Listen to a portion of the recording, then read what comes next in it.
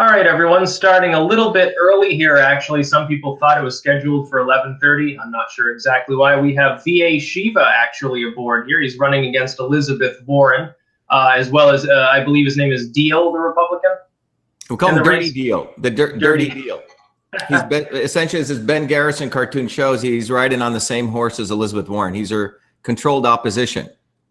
Yeah. No surprise there because it's a Massachusetts Republican. By the way, links in the description also to VA Shiva's official election website and to his Twitter handle, so you can sort of keep up to date with things. But how's your campaign going? So let's just get sort of the inside scoop on how things are going for you.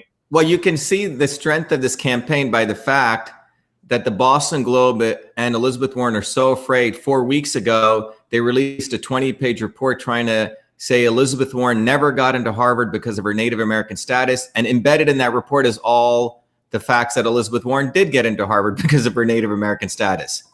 And then obviously several days ago, Elizabeth Warren finally went and did her DNA test, but she didn't use them. She went and found a guy who would sprinkle in Colombian, Peruvian, and other DNA. And even after all of that, she got up to a point where it shows that she's a bigger fake Indian stick. So it's all happening. And it's unfortunate the left and right mainstream media does not want to give us credit, because fundamentally, Sticks, what we're doing is we're really representing a larger diversity of thought, what we call independent thinking, and they want to maintain the Democrat-Republican oligarchy. So even Fox News or even the Boston Globe is afraid to mention the fact that only the real Indian can defeat the fake Indian campaign is the reason that all of this has taken place. So our campaign is purely grassroots. You know, we probably spent cash-wise less than 150K, and we've caused so much havoc for both parties. So I would say it's going enormously well. You know, just from the fact that we've caused so much damage to Elizabeth Warren, and from the fact that she is in sheer desperation now, and it has nothing to do with 2020. We're talking about her winning, you know, in Massachusetts. We've significantly threatened her entire, you know, future political career.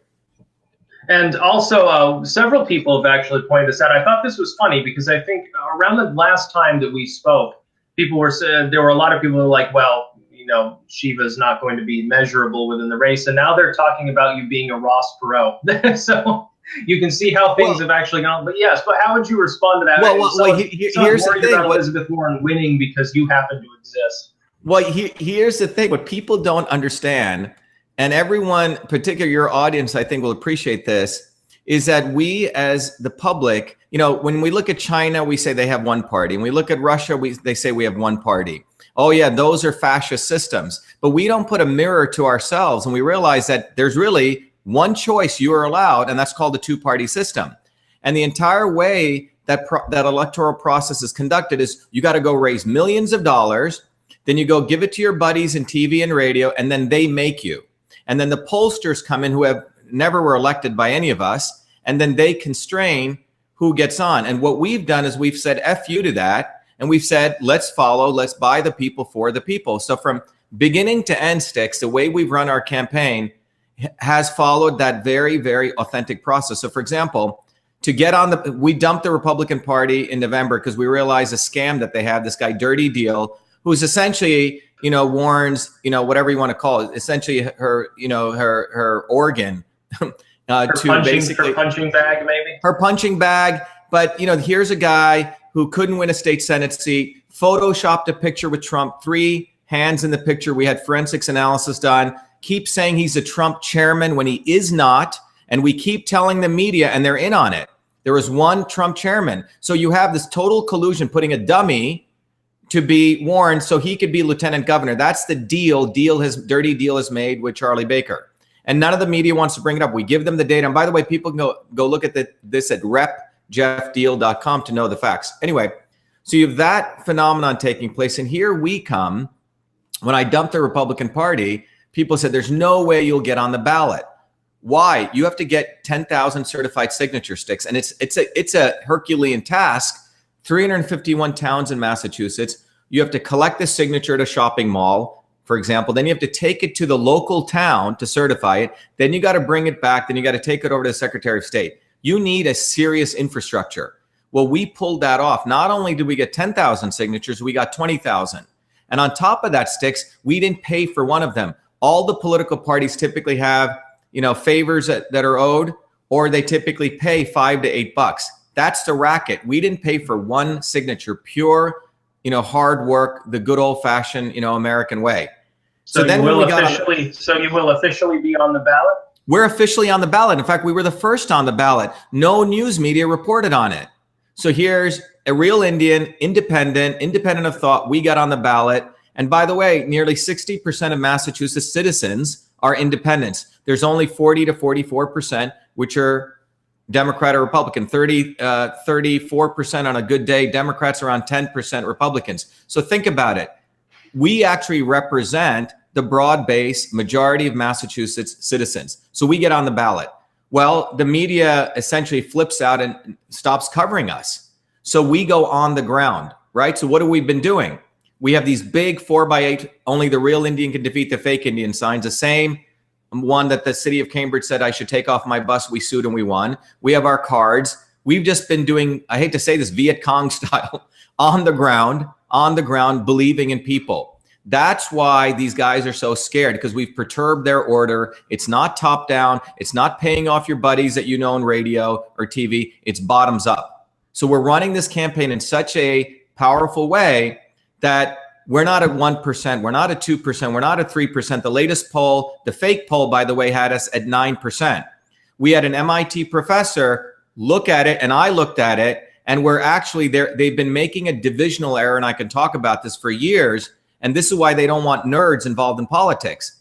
This is no different than saying the sun revolves around the earth. They've been making a fundamental error because they've always used a denominator sticks that has always been based on a typical incumbent or a major party candidate running. They never take into account the visibility of a new candidate. And we've fundamentally shown that, and we're submitting that to the judge, by the way.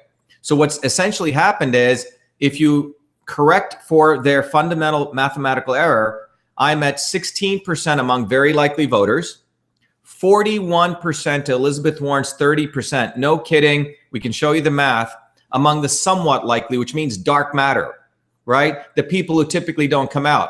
And I can tell you that's why they're scared. And that's why they didn't predict Trump, because they always skew the polls to the existing lemmings that come out in a midterm or a presidential. They don't take into account the dark matter.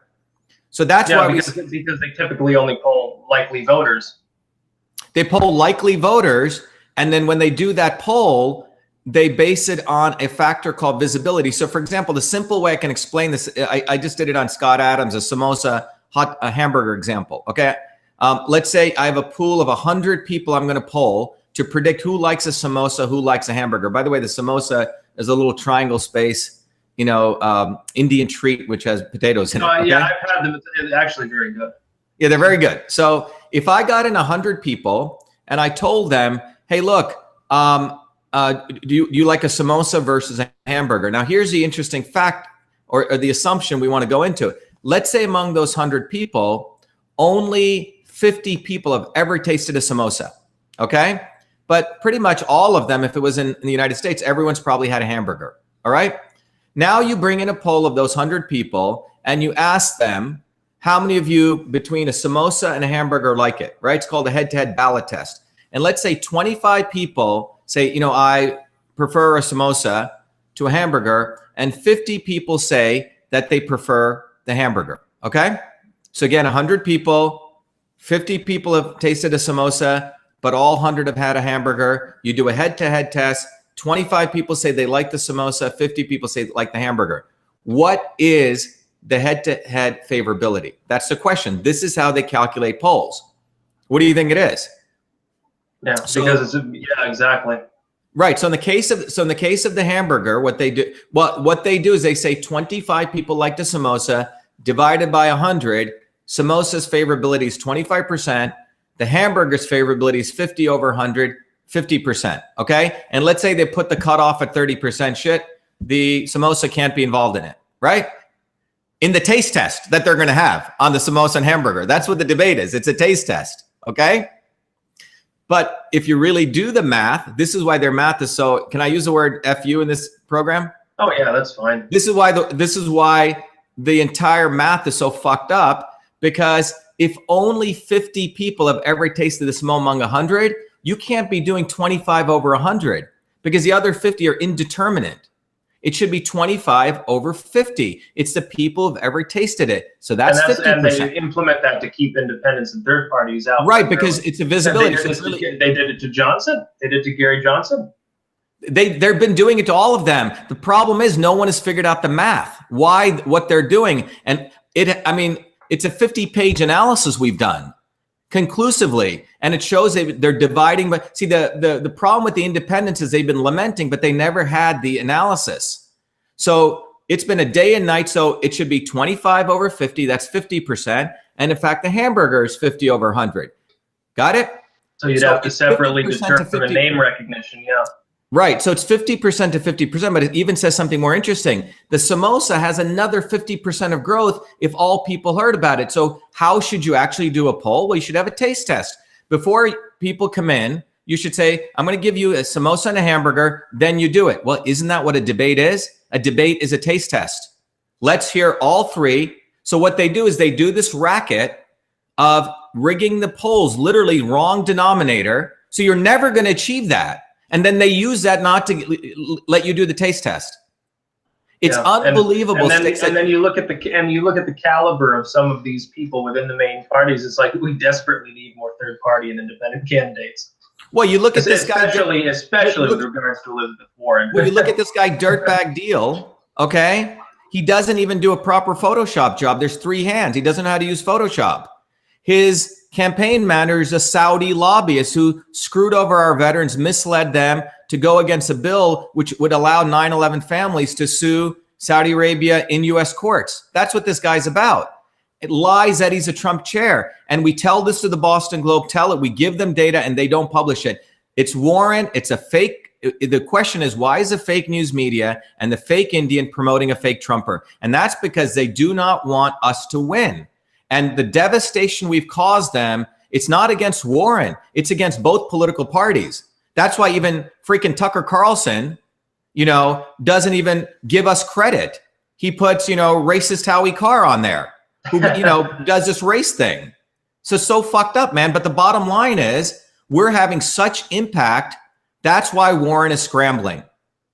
That's what's fundamentally going on. It's really exciting because we have a rally against racism. And I want to talk a little bit about race here because what's happened in this country is the left-wing Democrats they've constrained racism to a very finite set of things when you're not racist, which means don't use the N-word, right?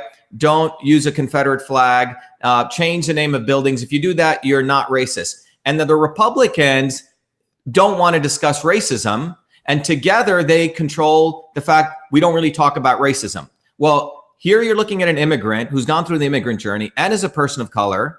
And I want to have a deeper discussion. I want to go really deep to the 100-yard line. Let's have a discussion of race. And what racism, we're a human race, but what they're doing is not allowing diversity of ideas. Because if you look at the new definitions of race, it's sociological concepts of race. And those race are you and I could be the same race, Sticks, because we have a certain epigenetic of ideas we start thinking about, right? And the liberals don't mind you discussing race. You just have to say what they want you to say. Right. Otherwise, you're a bad minority. Yeah, within their constrained definition of race. And racism, in my view, is essentially constraining the diversity of ideas. So on the debate stage, the darkie, and when I mean that, not only color-wise, but I'm talking about dark matter, all that stuff that never gets put on TV. Hey, what about Monsanto? What about the Postal Service as a framework for free speech? What about lowering the cost of healthcare by eliminating GPOs? All these fundamental discussions, the dark stuff never sees the light of day. That's racism. And we're having a rally against racism. WBZ Studio on October 19th is the first debate we've been excluded from. Hundreds, thousands of people should show up there. Because this is not about me anymore. It's about you being denied choice. It's fascism. Look at these 2 morons, total freaking morons. One woman lied to get into Harvard, right? She wrote 2 fake medical papers, and this other guy fakes a Photoshop picture with Trump. That's not what we need, man. I think Americans deserve a lot better. Fake recipes, yeah. Fake recipes, fake handshakes, and both of them, they both work off each other.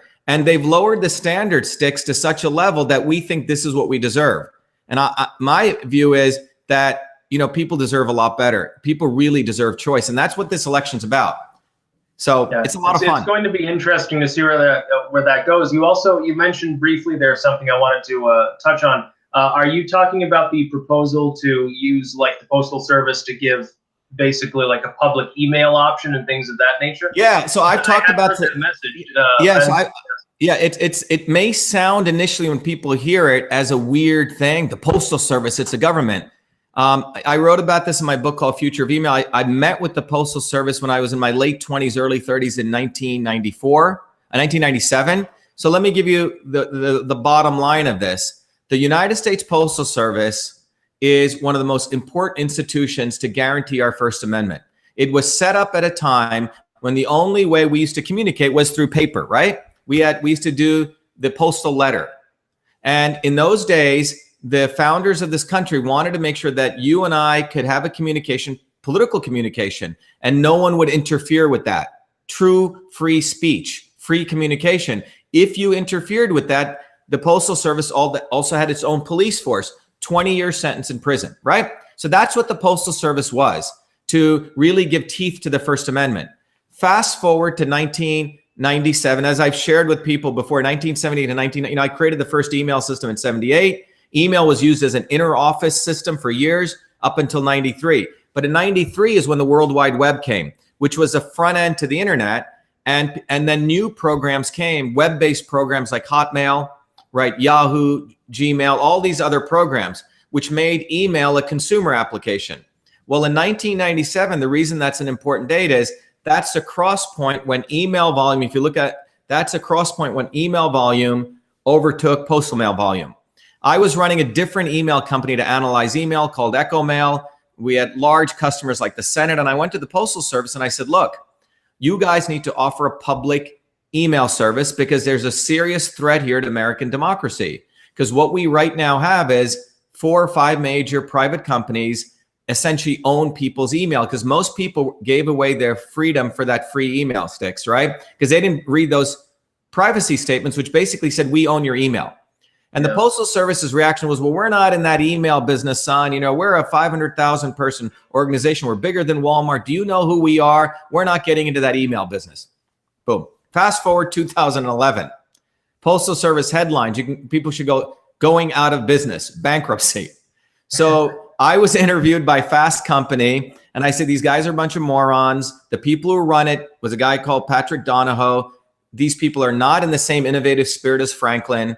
They have no idea what the Postal Service is, and I have solutions that could have generated them billions of dollars. Time magazine then reported on it. The Inspector General of the Postal Service contacted me, Dave Williams, and he said, Shiva, what are you talking about? I said, look, the Postal Service is a bunch of idiots. They could be making so much money off digital services. He commissioned me, Sticks, to write 2 reports, paid me, 6 figures. And one report, I showed them how they could make a ton of money with email services. And the second was through social media services, and what I call the last mile. That was a $270 billion market opportunity. By the way, you can find these reports on our website, integrativesystems.org. It's my nonprofit research foundation. Anyway, we submitted those reports and crickets after that. So what I'm trying to say is, if you think about the Postal Service as a framework, you see, we can't regulate Facebook. We're not going to be able to regulate Twitter. This is their private corporations. But the Postal Service is embedded into the Constitution, which gives us a framework to have free and open communication. So here's the solution. The Postal Service, let's say we pay them $50 a year. So a la the Postal Service, we get our own email account, we get our own YouTube, we get our own Facebook, etc. And for that, we publish whatever we want. No one can interfere. And that is the new Federal Digital Communication Act or system. Because you know what? The Postal Service is by the people, for the people. That's on the software side, Sticks. On the hardware side, the other threat we have is 4 or 5 major telcos, AT&T, Verizon, own the physical pipes of the internet, right? In the United States. And the domain registrars now have been acting up as well. And the domain registrars, and you think about payment gateways, Alex Jones was thrown off everything, including his PayPal account was shut down. Well, the Postal Service has great payment gateways. Okay, to do this, they can conduct e-commerce, but more importantly, a Postal Service physical a location is in every major smallest town, right? Smallest town, biggest town. Well, you have these things, they used to be called WiMAX routers. They're better technology. You put a small router, it's an antenna, and you can broadcast. It's called a mesh network. So we can create a mesh network and internet for the people, by the people. It's owned by you and me. No one can interfere in that. And then you have the software platform. That's what the Postal Service should be doing. Now, if you want to go use private Facebook, great. But that is the only way out of this. Because where we're headed to right now is a country of haves and have-nots. The haves who will have private email servers like Hillary Clinton, private networks so they can communicate, by the way, like drug dealers do. And then you will have all of us, the peasants, which can be watched and controlled and observed and used by Google and Facebook. That's where, and if you saw that Google video, I don't know if you saw that, of those morons aggregating in the Google headquarters crying after Trump won. I did. That was actually a very funny video to me. It was almost like a comedy skit. It was, yeah, with their propeller heads, the CFO crying, and these two guys, Sergey Brin and the other, I don't know what the other guy's name is. These guys aren't really that bright. It doesn't take a lot to build a search engine. It's basically some code and an index. They were just had the in with their Stanford University professors. But these guys think they own, American culture and American politics, that they can control it. That's a very dangerous environment. Elizabeth Warren, I think I see the wisdom of the idea of using the post office in that way, because wouldn't that also, as an unintended benefit, push sites like Facebook, maybe Google and stuff, to actually back off the censorship to maintain their supremacy? The threat, I think, would be, the threat of intervention, I think, can be used to control some of their worst behaviors. Yeah. Well, the most important thing is the Postal Service was created to be really the operating system to enable the First Amendment. When, as new technologies came, the Postal Service thought of themselves stupidly as paper mail. This is like the guys who created the railway system. Airplanes came, they forgot they were in the transportation business. They're in the communications business. Free speech is in all different modes of communication. So look, I've thought about this problem a lot. It's the only way out. We have to re-engineer the Postal Service for the 21st century. Otherwise, we're all screwed, man. Everything we do is being watched, and people can control elections. We try to do Google ads. It took us 8 weeks to just get our Google AdWords. I had to yell and scream and go to the highest levels of Google. So we have a totally controlled society when you have a bunch of elitists at Google and Facebook owning the entire communications pipeline, and you have 4 telcos. We live in a very dangerous time of communication. I always find it funny when some libertarians, very, very free market individuals and people that I would associate with maybe politically, are like, they don't have a problem with it. I'm like, the same form of centralization is what you seek to avoid within government. If you believe in limited government, you believe in splitting it apart, having states, municipal power, local power, individual power. I find it very funny that they don't have a problem with what amounts to, at this point, basically a giant monopoly. Yeah, look, the problem with the libertarian model is that people don't understand that nature is ultimately, if you look at the true principles of nature, which I think we're part of, we're not something separate from that, is it self-organizing principles. And so you give things freedom, and then they organize into many different kinds of structures. There's not just one structure of organization. It's a self-organizing system. So the most important thing is to give people the ability to have the freedom to have as many choices as possible, and they'll self-organize into different systems. The Postal Service, in one way, is this very quasi-centralized, decentralized government, non-government system. It's sort of one of these self-organizing systems, I would argue, is optimized to really support free speech. And we have to use that instrument, and we have to re-engineer that. And that's why, I know how to engineer it. I have this, we've done the analysis of it, but that's what we need to deploy really, really fast. And now one last thing here, because I'm sure you've got meetings to go to, campaigning and so forth. One last thing here. what would be your sort of final pitch? Because there are less than, I believe, less than 3 weeks now until the actual midterms. Just to give your final pitch to people to support you. I think the final pitch I would say is, you think independently, now act independent. I'll repeat that. You think independently, now act independent. The Trump election of 2016 was not about Republicans defeating Democrats. That's what they're trying to reframe that. That was about a guy who thought independently, said whatever the hell he wanted on the debate stage, attacked Republicans, Democrats, fake news, and got into power because he energized a whole bunch of people, the dark matter, who was feeling the same way. And to think this is Republicans versus Democrats, is an illusion. The Trump victory is an opportunity for us to really declare our independence, Sticks. That's what it's really about. It doesn't say declaration of the two-party system. It says declaration of independence. And we need to go back to that. Otherwise, we're going to be screwed over by the Republican establishment after Trump leaves, or whatever happens there, and the Democrat establishment.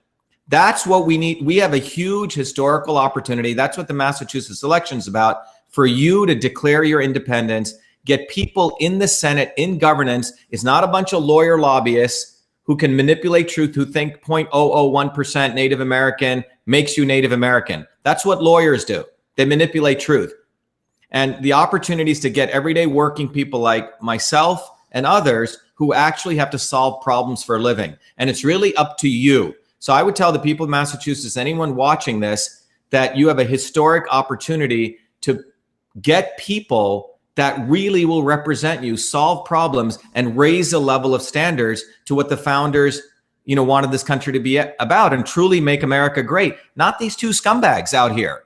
The two-party system, it's like a freaking old archaic system. It's time to dump it. It doesn't work. It's very, very parochial. It's racist. It's fascist. And Declare then, of your course, independence. Sorry.